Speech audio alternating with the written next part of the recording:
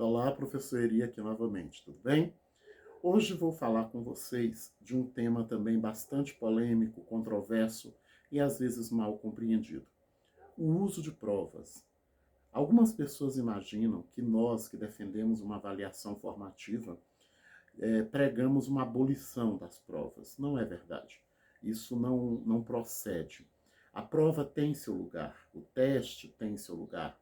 Acontece que alguns cuidados e alguns procedimentos, na verdade, precisam ser tomados para que a prova não represente aquilo que sempre representou. Um instrumento isolado, um instrumento muitas vezes autoritário, sem direito à defesa daqueles que então são submetidos a ela.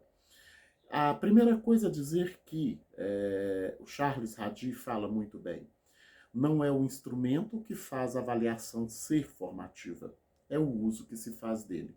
Eu posso utilizar um portfólio e transformar a vida dos alunos no inferno somativo.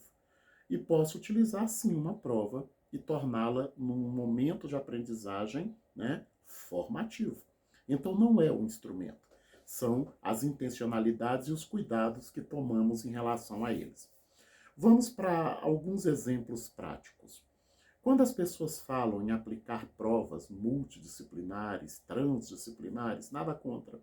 Acontece que as aulas também precisariam ter sido trabalhadas nessa perspectiva.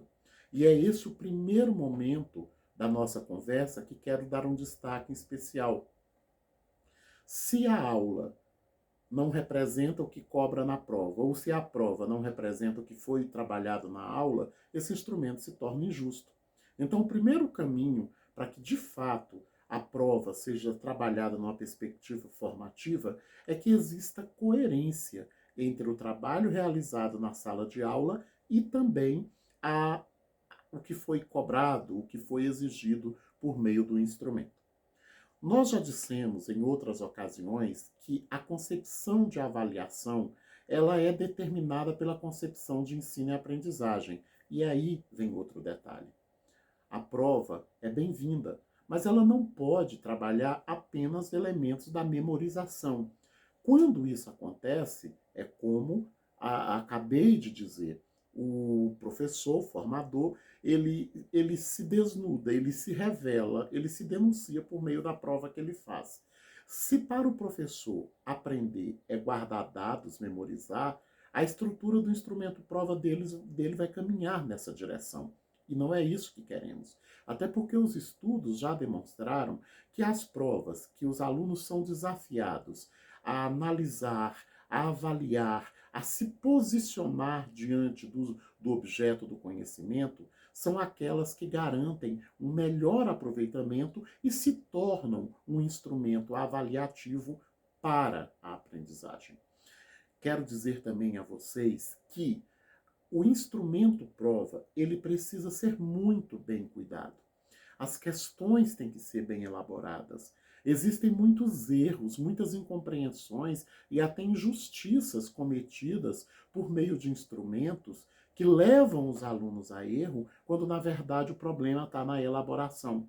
Então, é possível sim aplicar prova, mas ela tem que ser bem elaborada.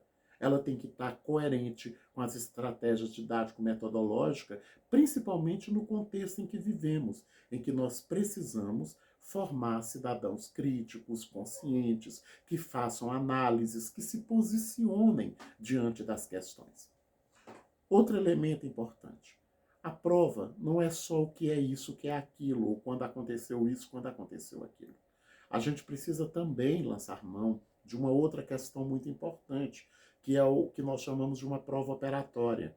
Ela tem que trazer conteúdo, ela tem que trazer um contexto, ela tem que trazer ensinamentos no meio dos seus comandos, nos textos que contextualizam as questões. E levar o aluno a refletir também e aprender, inclusive, durante o uso dessa prova, certo? Nós não podemos esquecer também que a devolutiva dessa prova, ela também já revela outras necessidades que a gente tem que ficar atento. Por exemplo, aplicamos o instrumento prova, descobrimos que 30% dos alunos erraram ou não foram felizes naquele grupo de questões. Descobrimos que 20% dos alunos não foram felizes também nesse outro texto, nessa outra questão. Eu não posso voltar para a sala, só entregar a prova e agora continuar o conteúdo como se nada tivesse acontecido. É aí que nós dizemos que houve teste, mas não houve avaliação. Porque a avaliação, a ação, né, termine a ação, é o que agora eu vou fazer com o que esse instrumento prova, que é um coletor de dados, me apresentou. Então, agora, reorganizar o conteúdo, bolar estratégias para esses grupos diferenciados nas próximas aulas, me parece caminhar no sentido de uma avaliação para a aprendizagem, do que simplesmente entregar o instrumento prova, dizer as notas na perspectiva somativa e agora atribuir a responsabilidade tão somente a quem errou. Então vejam que não é proibido usar prova. Não quer dizer que a avaliação formativa não tenha provas. O que a gente quer é que, além da prova, existam outros instrumentos e procedimentos.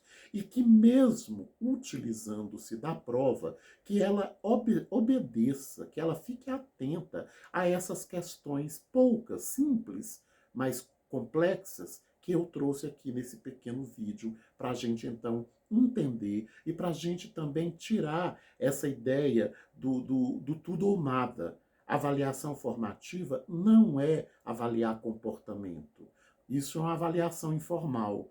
Não é avaliar a assiduidade, a pontualidade dos alunos. São outros elementos. O que a gente chama de avaliação formativa é uma avaliação que permite coleta de dados, de informações sobre o que o estudante sabe e sobre o que ele ainda não sabe, para a partir desse instrumento eu reorganizar o meu planejamento e atender às necessidades de aprendizagem de todos. Tudo bem, pessoal? Olha, fecho com o texto do Radi que eu abri. Não é o instrumento que faz a avaliação ser formativa, é o uso que se faz deles. Bom trabalho a todos, espero que esse vídeo tenha esclarecido. Obrigado.